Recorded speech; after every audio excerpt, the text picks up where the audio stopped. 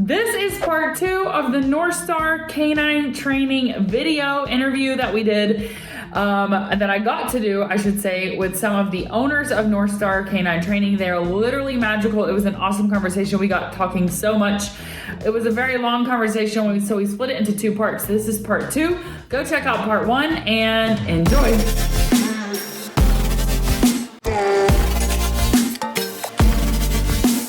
I know on your website you can go on their website and see kind of all your resources, but all your offerings, I should say. Mm-hmm. So give us a rundown of like what are your offerings and who best are those for? We're actually in the process of changing some of our programs up a little bit because we realized that dog training is not cheap.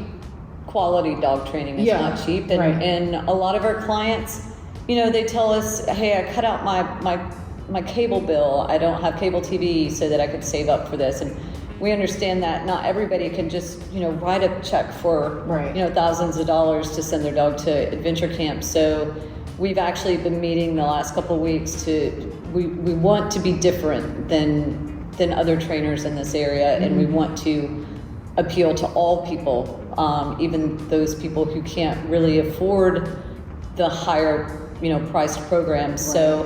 So that's something I'm going to say, maybe get back to us on that. Well, I can jump in on the difference. Lindsay can talk a little bit about some of the difference between the training. Let me talk about it. And Lindsay, go. No, I am really hyped about this. Her face is red. I know, I'm nervous now. I'm sorry. We did turn the air off. I'm not embarrassed. But no, we've got classes and we're building some new programs. But right now we've got classes and we've got adventure camps. So our classes, I tell people, is like personal training. Yeah. I went and signed up for a personal trainer and I went once a week and I didn't lose a single pound, and I was mad at my personal trainer. And she sat me down. It's totally your personal trainer. And I'm sorry if you watch this too.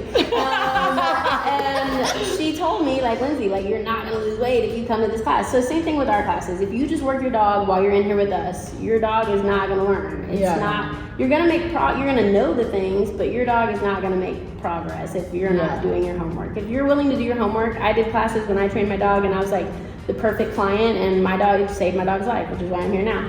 Perfect dog training client, not gym client. Yes, it's definitely not. To clarify, not gym client. I'm not losing sorry weight if y'all at see this me one in the class gym. per week. It was bad. Okay, but adventure camp is where we do it for you. So we teach your dogs all the things, and you get a well-trained dog back, but you're still gonna have to train your dog. So moral of the story, no matter where you go, your dog is not gonna be a robot.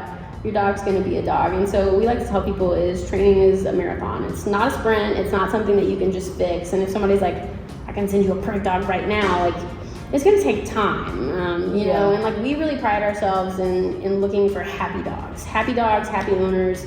If you see a dog that's off leash healing somewhere and they're shut down and their head's tail's tucked, they're doing the things, but they're not happy. You know, a lot of social media dog trainers are really into that. You'll have to watch some videos if you feel the chance. But we want people to know like their dog is engaged with them, their dog is happy, and even if your dog is not perfect at 6 months old, they've got a great foundation and they're able to do all the fun things. You're just gonna have to maintain that 6-month-old puppy or that 8-month-old puppy or even that 7-year-old dog. Like good dog training happens over time. Okay, and the classes are like how to teach your dog to sit, or like whatever you need. Okay. So like we start out, we want to conquer like sitting and holding a sit, placing and holding a place, heeling and holding a heel, and downing and holding a down. And like once you conquer that, you can do anything. Let's say you want to go sit on a patio at Market Square and drink a margarita. I'll go sit on a patio and train your dog while we're sitting there. Like we can customize and fit those things to you. If you want to go on a boat, we're going to go on the boat. We're able to do. Want to work your dog on a horse? We're going to go to Ellie's farm. I mean, you're going to have to. You're really like. It's just whatever you want. Like I do a lot of trick training. So if we've got a sport dog trainer who does frisbee and she does like fly ball. She does the fun stuff. So I mean, we've got everything you need, just depending on what you want to do. If you wanted to learn how to do frisbee in a class, if you want to learn how to do, I don't know, play dead. My dog knows Harry Potter spells, so like, that's hilarious. I could be like stupefied and he'll fall through dead. It was a good idea. It's Lindsay's favorite thing in her whole life that she's ever That's done. like social media content right there. I'll send you the video on Instagram. I know. I personally have a dog who cannot do fireworks. Cannot. Like, it is bad. So what are your suggestions? Like, if people have that situation.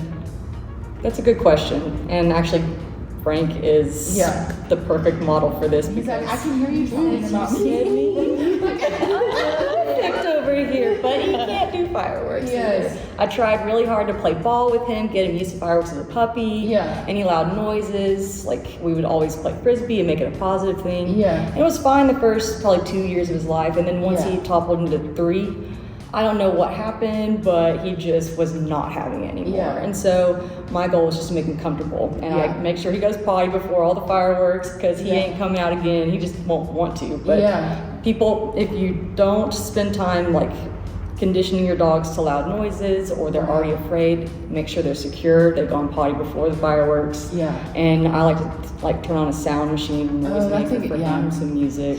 Yeah. And he goes under my bed and just camps out. And I just try to make him as comfortable and happy as possible. A secure kennel, if a dog, if it's a large dog that's able to bust out of a wire kennel, they probably need to have a more secure kennel, like such as a Roughland or an impact crate, which we actually do sell Roughland kennels here. Okay. We've become dealers with Roughland. And they're about as secure as you could get, because nobody wants to come home to, their dog hanging halfway out of a crate. Yeah. Because they're so freaked out. If you ever read the book Marley and Me, I read the book so I couldn't watch the movie. Don't spoil it. I know, but Marley was terrified of thunder and just destroyed. So you can't leave your dog, a lot of people are gone on the 4th of July. I have, for the last 20 years, I've had a dog that, first it was my lab, now it's my poodle. I do not make plans on the 4th of July. If I do, I take my dogs to the boarding kennel that I use, Cricket Lane out in Walland. There's no fireworks out there. Right. So it's quiet. So if I did want to make plans to go somewhere over the 4th, I may make sure I would make those reservations, months or a year in advance, to make sure that my dogs had a spot at the kennel that was a quiet environment. Right. It doesn't help with thunderstorms, because thunder's going to happen everywhere. Right. But thunder and fireworks are really serious. Like, I used to leave dinners. I would have dinner with my friends or go to the movies. I walked out of a movie. I was like, that's thunder. I gotta go. Tell me how it ends. Because I would get home and my lab would be in the bathtub after ripping my shower curtain down and just trembling in the bathtub. He was so afraid of thunder. Yeah. So really, I mean, there's over-the-counter things that you can buy, calming treats, calming aids at the pet store. Thunder Wonders is something that I've recently been trying. It does not really help with my poodle. But it has helped with a couple of my camper dogs that, were a little scared with some of the recent storms that we had that went through. Yeah, we tried the jacket. Thunder jacket. It just depends on the dog. Usually dogs are just like, whatever. But really a safe, secure environment. Like, I put Teddy in a Roughland kennel and he chills out. Otherwise, I can't sleep at night, because he's literally dancing on my body and trying to get on my head, and she's like panting and salivating. I'm scared. But I mean, there are some dogs that medication really is appropriate. And as all the Facebook memes say, don't wait till July 3rd to call your vet about, call them getting like something. a week ago. But like Ellie said, a sound machine. I used to turn my TV up really loud, sound radio, machine. That's smart. blast some music or Alexa, whatever. I mean, and always make sure they're worn out beforehand. And that's another big thing. If you've got a little puppy or a high drive dog, like, go on a run that day, or run them on the treadmill, or play extra fetch, or like really wear them out before you lock them in that room or that kennel. In the days before too, because sometimes daytime fireworks, don't know why people do those. It's the week before and the week after. Okay. I know that's why. I know. Killing me. High drive fly. I know. I tried to get him a minute ago with my phone. Okay, I got 2 more questions. Okay. Maybe a little controversial, not the reasoning for me asking this, but me and my husband personally have different views on like creating a dog. So I grew up with like they go in the crate like the minute you get them, like they know their crate is their safe space. It is not like prison or any of that, right? And he's like, it's prison. So what's your like? Give me some marital counseling. Okay. I think we can all share a piece on this. Mine is vet bills. Okay, we have chronic, we've red Dobermans, don't recommend, that like to eat things. So we've learned the hard way. They eat a kid's toy, they eat things. So that's a $2,000 vet bill every time you do that, or more, depending on where you go. It could kill them. Like they could eat something that could kill them. They could destroy your house. They could break out of your house. I've seen some high drive dogs bust through the window trying to get the mailman. We get a lot of dogs, but I mean, really, it's safer. It is, for me, safety is key, and it puts everybody else, it makes everybody else feel comfortable. I mean, if you're doing it and you're just like throwing the dog in and you're like, like that is a jail. Like that is me. Don't do that. Make it their den first. If you make it fun, you feed them in it, you make it a comfortable spot, like so they get used to it at first.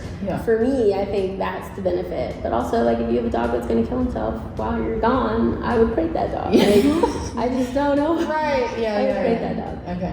What is your hot take? Yeah, I mean, there's very few dogs that I'm like, okay, really don't crate this dog. Typically, they're older and they've never been killed in their life, and it just ruins them. Like they. So that's our dog now, which is a long story, but yes, and if that dog has like a safe space or a 4x4 they can tolerate, cool. Whatever keeps them safe. But otherwise, crate train your dogs. Like from puppyhood, if you do it early on and make it a positive thing, and it's like their safe spot, it's going to save you so much anxiety, potential accidents, vet bills, like Lindsay said. I mean, crate training is the way to go. But for those unique cases where they just really, it wrecks them, they break their teeth trying to get out of the kennel, it's almost less safe than what it's meant to be, then find an alternative, like a pen or a safe room. Or they do make safer kennels too, by the way. Like they do make more kennels than just the wire kennels. When I was a newbie into the dog world, like I thought that was the only kennel, that one and the big ugly airline ones. They make impact kennels made out of metal. Like they make rough-land kennels made out of solid plastic. They make gunner kennels. Like a lot of these are also car crash safety rated. So that's another benefit to crate training your dog, is we all travel with your dogs and our dogs in rough-land kennels in our car. Just so they don't go through the windshield, or they don't distract you while you're driving, or you know, fights in the car. I mean, stuff like that happens. So like having a crate trained dog, and there are durable crate options available. Like, I just think it's the way to go. And you never know when your dog's gonna need to be kenneled. Like at the vet, if your dog's never been kenneled before and they're like having these medical conditions, or they just had a surgery, that ain't the time to crate train dogs. When you're like, oh my gosh, you're gonna bust his stitch, or they're almost dead already, and now they're having an anxiety attack. Or a natural disaster. Also, I will tell you that I've been on both sides of the fence in my adult life. You know, I started off doing rescue, and I did rescue for many, many years. And my personal dogs, every now and then I would have to crate one of my foster dogs who was going through heartworm treatment or whatever, some surgeries and stuff like that. It always hurt my heart, and I thought, well, I'm going to compensate for not being able to get them out and play with them and take them hiking and stuff by feeding them. So I would overfeed, because that's how I would show them love, and that wasn't healthy either. I've not always been a dog trainer. I was just the average dog owner. I was probably not a great dog owner with my first dog, because I was, in my early 20s, and I didn't know what I was doing with the Siberian Husky, and he made me cry every day for the first 7 or 8 years of his life, and he lived to be 14 and a half. He got me kicked out of 2 different apartment complexes and did lots of damage, and I did try a crate with him, even though I didn't want to, and he howled the whole time I was at work, and it was just awful. So I really relate to a lot of our clients, especially college students who are like, this is my first dog. So with my personal dogs, in my 20s, 30s, and even early 40s, I had that mentality. I'm not putting my pet in a cage. I'm not sticking my dog in a cage. I didn't realize, it took years of me really understanding the benefits, and years of dog training has really taught me all the scary things that could actually happen. Right. And I got really lucky. I mean, the most that happened to me was I lost a few couches and recliners. And pretty much all of my furniture a couple of times, but no surgeries. but yeah, luckily I didn't have to go through any bowel obstruction surgeries. But I 100% believe now that when I say crate, my dogs are like, cool. Yeah, I'm gonna go hang out in my crate for a little bit. This is where I eat. This is where I get treats. You know, I've got my water bowl in here. I'm just gonna chill out. It's nice air conditioning, you know, in the house. But they get plenty of playtime and they get plenty of field trips too. So being in a crate for a couple hours is not jail. It's not a prison sentence. My rescuer's heart still has trouble with that sometimes. So I'm constantly like, I've been gone for 3.5 hours. I've got to hurry and get home. I've got to get the dogs out of the crate. So I still have some lingering emotional feelings. But my trainer's hat, rescuer's heart, trainer's hat. They're constantly, you know, checking each other. I'm constantly checking myself. Have my dogs been in the crate for too long, or somebody else's dog been in the crate for more than a couple hours, I start to panic and I'm like, I got to get home and let everybody out. But no, crate training is absolutely the way to go, and doing it when they're young is just the best way to do it. Shay, if you're watching this, that's my husband's name. I told you so. No. Shay. Our dog was my husband's dad's dog. Okay. And so my husband's dad passed away, and the dog was like there when it happened. He was like, so sad. I get it, Shay. I get it. It's so sad. Yeah, and so then I was like, well, he has to be in a crate if he's come to our house. And he like ripped his, not his nails, but his nails, his paw, like trying to get out. And it was so sad. And he's like the best dog ever. Okay, when it comes to like, not shock collars, but like, what's the take on that? Because e-collar. Yeah. Good, bad, like what should people, because I feel like they have a negative connotation, but that's not necessarily a bad thing depending on like how it's used or whatever. I mean, it's definitely research who is teaching you how to use it. Yeah, absolutely. Before we found dog training, me and my wife, we were 18 and we bought a shock collar from the pet store and just like had a really terrible experience with our dog. And so we ruined our dog, and it made us feel really bad. So when we found this training with what we're doing now, we started looking into more balanced training and figuring out how to do it, and how we introduced it was terrible. So learning how to do it properly, it can even, like, we had a scared pit bull. He was terrified of everything. He bit people. We rescued him out of the trash. He was a terrible little dog. But like after training, I was able, killed a llama. My in-laws llama, and some people would have said that was that point for that dog, but not me. I could not, so we took him. I did. I cried, and because like I just couldn't sit in a room and euthanize a healthy dog. That's a different story. But he was awesome too. He did. I took him to training, and that goes back to our dog's best life, is that he was able to go off-leash backpacking with the llamas. He was able to literally go hiking with these animals that he killed one out of. With this tool that was conditioned properly. So again, it's not like he was happy, his tail's up, and even with all of our dogs now, you tap that button, or even like you pull the collar out to put it on, and they're all like, let's go, because we're doing stuff, we're communicating. I like to say it's like, you seen the movie Up, like Doug has that collar that talks to him. That's what I like to tell people the e-collar is like for us. It's not necessarily like, do it now. It's more like, hey, pay attention to me. Like, hey, don't run after that deer. Don't chase that cat.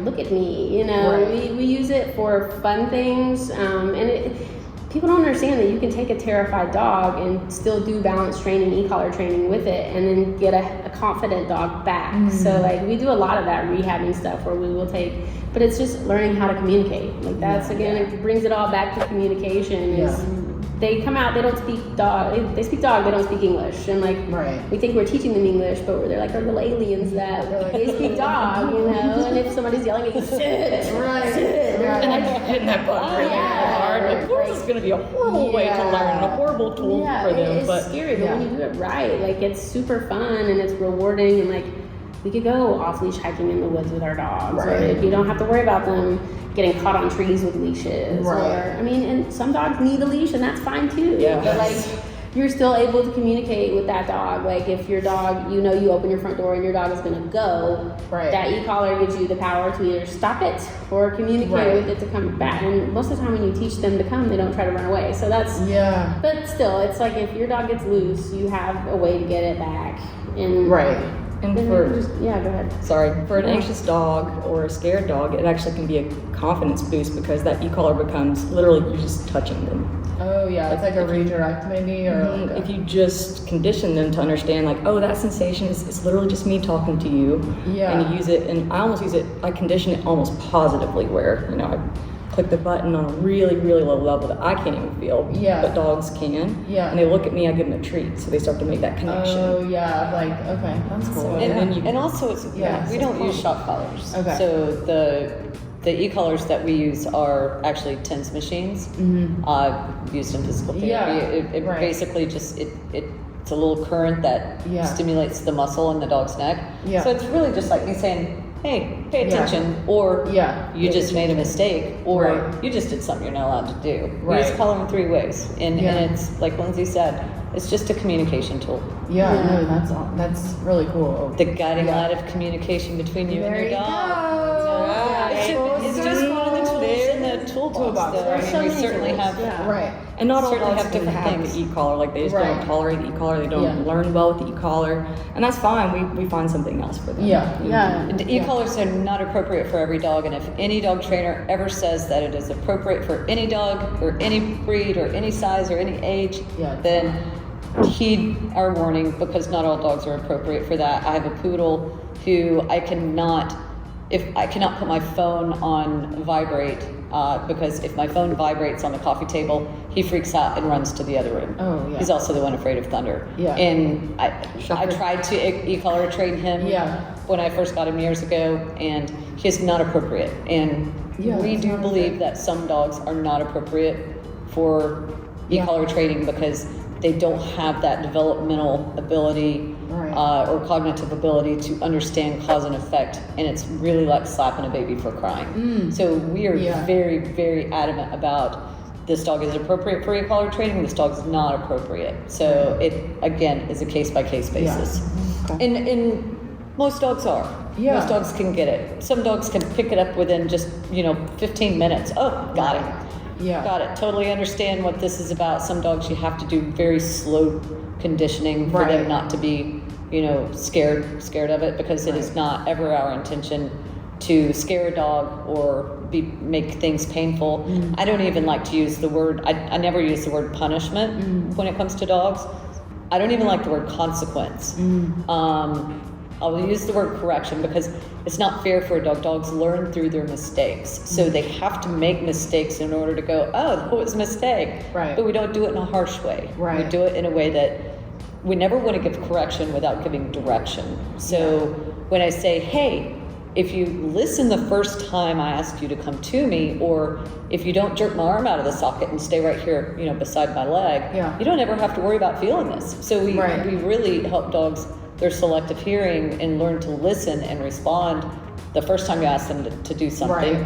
And they learn not to make, not to break their commands, not to break their heel command. Oh, here comes the mailman, I'm gonna go say hi. And they learn not to jump on grandma or the neighbor's toddler. So they learned the rules, and so we think it is a very valuable tool.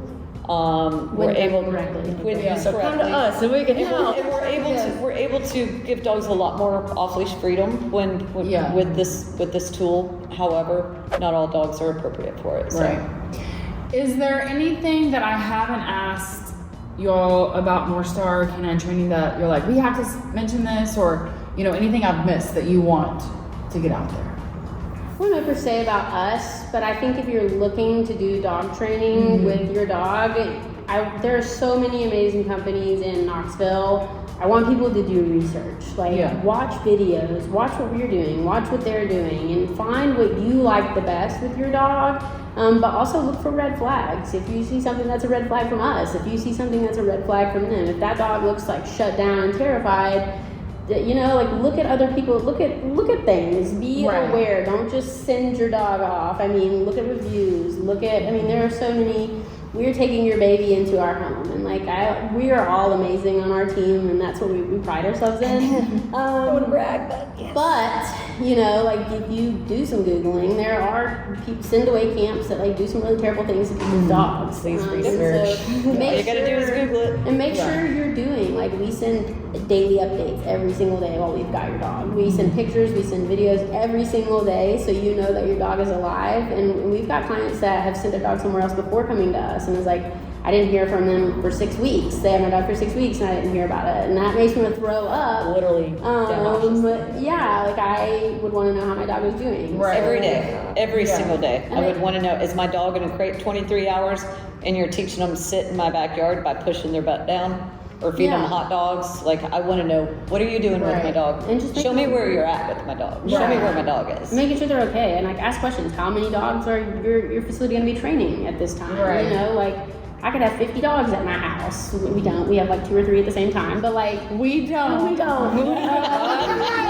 But like there are people out there that do stuff like that. They'll get 70 dogs at a time, and like these big corporations are great. They can do that, but your dog is also getting like 10 minutes of training time a day, as opposed to if we've got 2 or 3. You're getting like 4 hours a day. You're getting your dog is getting a lot more out of it if they're one of 2 or out of instead of one of 10 or one of 50. We're a small local business. We keep your dog in our home like it's our life. Like, this is our life. Yeah, you can tell you guys. When we get talking about it. When we get somebody's dog, that dog is our main priority. Right. My friends and even clients will say, I texted you like 2 weeks ago and you never respond. Sorry, but if I have your dog, you have my 100% attention. Right. I take every day, one day at a time, because I don't know what I'm doing tomorrow. Right. It all depends on what my dog or dogs need tomorrow. Right. Do I have time to sit down and make 4 or 5 or 10 phone calls? No, I don't. Right. So I put a lot of people on the back burner because I am so invested in making sure that I'm doing the best job that I possibly can for each and every dog that I have in my care on any given day, at any given moment. So We live it. we really do. I mean, we're best friends. And just make sure that they live it too. We're best friends because none of our friends hang out with us anymore. Because you get each other. Exactly. Okay, so if people want to reach out, what's the best place? Go to the website, go to Instagram, like where should they find you? What All should of they them. do? We're on TikTok, Facebook, Instagram, Google, phone call, text, all of it. NorthstarK9Training.com. That takes you right to the Website will get you right in the queue. Like, Look for the logo. Yep. that's right. Kingdom or Star So thank you guys so much. Thank you so much. Thank you. This Y'all was are fun. awesome. Sorry, I'm about to go talk smack to my husband. No. Yeah. Great training. Your next dog. Poor saddle dog. Actually, we're gonna go offline with this, but actually, let me ask you this. Sorry, real fast. Yeah. Okay, what are your thoughts on older dog and introducing a younger dog? Like, when is that good? When is that not good? Take your time. Yes. Don't just bring a new puppy home and throw it. Like, unless you have like a golden retriever, a goofy golden retriever that you know is friendly with everybody. Like, if you've got a rescue dog, if you've got a working breed dog, if you've got a weird dog, take your time. Start through like Crate. Yeah. Let this one out, walk outside, go do your thing, put them back up. Let this one out, they can walk past the crate. Let them get a sense of each other's energy in a safe place. Yeah. Okay. So walking next to each other. go outside, walk down the street, neutral territory. Yeah, walk together. I mean, really, like baby gates. I mean, just take your time before just throwing them in there. Maybe you can do it at a neutral spot. So, like, not at your house. Maybe go to the park down the street, or so your dog is not like, this is my house. Take your time. I think that's the biggest thing, because like we see it all day. Is like the old dog attacks the puppy, and then the puppy is aggressive. Like, it takes one attack to run a dog for life. So like it's that. And they'll always have some weird stuff going on between them after that. So it's just taking your time. Taking your time. Sometimes they're fine, but like sometimes they're ruined their life. Like, just one correction, one big attack. So I mean, don't let puppy just run and jump on the old dog. I wouldn't like that if I were. If someone just came and ran and jumped on me, I would be like, wow, no. So just don't let the puppy. The leash is beautiful. Awesome, cool. Well, thank you all so much. Yeah, Thank you so much. This was fun. Yes, go show Northstar some love. Go on Instagram, give them a like, give them a follow, comment on their stuff, and we'll see you guys next time. And go Vols. Yeah, go Vols! Go Dogs!